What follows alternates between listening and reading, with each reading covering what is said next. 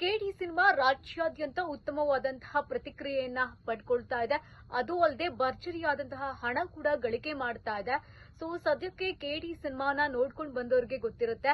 Ending ಅಲ್ಲಿ ಒಂದು twist ಅನ್ನ ಕೊಟ್ಟಿದ್ದಾರೆ. ಅದೇನಪ್ಪ ಟ್ವಿಸ್ಟ್ ಅಂತಂದ್ರೆ, ಈ ಸಿನಿಮಾದಲ್ಲಿ ಕಿಚ್ಚ ಸುದೀಪ್ ಅವರು ಸ್ಪೆಷಲ್ ರೋಲ್ ನಲ್ಲಿ ಕಾಣಿಸ್ಕೊಂಡಿದ್ರು. ಅವರ ಪಾತ್ರ ಕಾಲಭೈರವನಾಗಿ ಕಾಣಿಸ್ಕೊಂಡಿದ್ರು. ಸೊ ಕೆಡಿ ಪಾರ್ಟ್ 2 ಸಿನಿಮಾ ಏನಾದ್ರೂ ಬಂದ್ರೆ ಅಲ್ಲಿ ಕಾಳಿ ಹಾಗೆ ಕಾಲಭೈರವನ ನಡುವೆ ಏನು ನಡೆಯುತ್ತೆ ಆ ಒಂದಷ್ಟು ಸನ್ನಿವೇಶಗಳನ್ನ ಸಿನಿಮಾದಲ್ಲಿ ತೋರಿಸ್ತಾರೆ ಅನ್ನುವಂಥದ್ದು ಕೂಡ ಸುದ್ದಿ.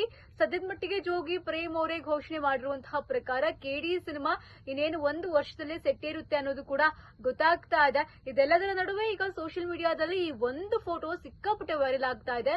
ಸೊ ಅದ್ಯಾವ್ದಪ್ಪ ಫೋಟೋ ಅಂತೀರಾ? ಸ್ಕ್ರೀನ್ ಮೇಲೆ ಬರ್ತಿದೆ ನೋಡಿ. ಕೆಡಿ 2 ನಲ್ಲಿ ಕಿಚ್ಚ ಸುದೀಪ್ ಅವರು, ಧ್ರುವ ಸರ್ಜಾ ಅವರು ಹಾಗೆ ಚಾಲೆಂಜಿಂಗ್ ಸ್ಟಾರ್ ದರ್ಶನ್ ಅವರು ಮೂವರು ಇರುವಂತಹ ಒಂದು ಫಿಲ್ಮ್ ತುಂಬಾ ಬ್ಯೂಟಿಫುಲ್ ಆಗಿದೆ. ಇದೇನಾದ್ರೂ ನಿಜ ಆದ್ರೆ ನಮ್ಗಂತೂ ಹಬ್ಬನಪ್ಪ ಅಂತ ಹೇಳಿ ಅಭಿಮಾನಿಗಳು ಸದ್ಯಕ್ಕೆ ಕಮೆಂಟ್ ಮಾಡ್ತಾ ಇರುವಂತದ್ದು.